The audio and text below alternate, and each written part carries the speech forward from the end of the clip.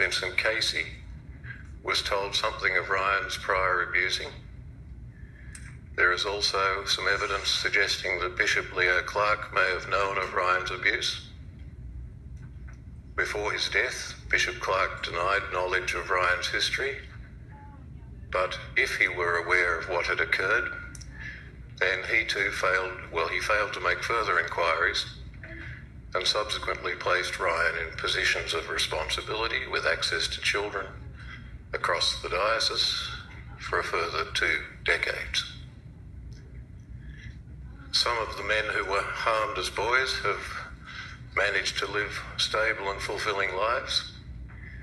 Others have struggled simply to remain alive and continue to battle their demons on a daily basis.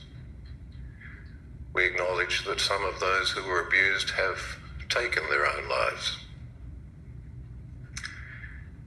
Again, the attitude held by some in the diocese put the perceived good of the church before the safety of a child, and that was fundamental to Ryan being able to continue to abuse for over 20 years.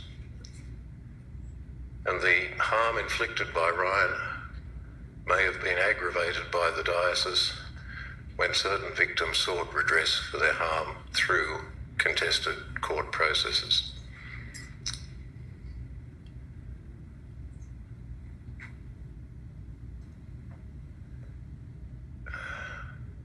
Finally, as Bishop, I humbly offer an unreserved apology again on behalf of the diocese to all those men who have suffered and continue to suffer as a consequence of Ryan's abuse and of the actions and omissions of members of this diocese.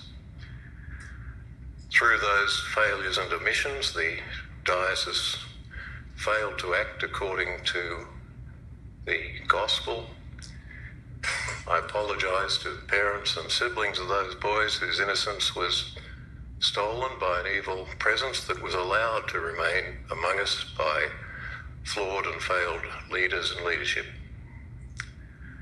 I apologise to the spouses and children of those men today who, for any shadows that reach out to them from the past and affect your lives together.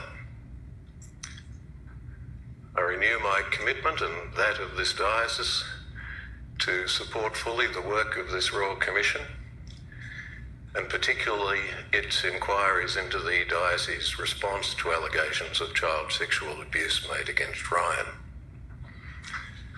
I've said previously that one of the most important and lasting benefits of holding public inquiries into these criminal and tragic stories is that it can and should change public awareness of child sexual abuse and allow those affected to tell their truths, often for the first time publicly, with a sense of safety and acceptance. I've seen how these inquiries have significantly broken down the remaining walls of silence in the wider community, and thereby reduce the sense of isolation and shame that's been just one of the many burdens carried by those who were abused. Excuse me. I expect that in the days of this case study committed to Ryan, the diocese will be shown in its worst aspects. Nevertheless, it's an unambiguously good and important thing that those whom Ryan has harmed are given this opportunity to voice their truths, and I acknowledge their courage and their strength in doing so. As the representative of the diocese today in which they were abused, I owe and give these men my respectful and humble attention here.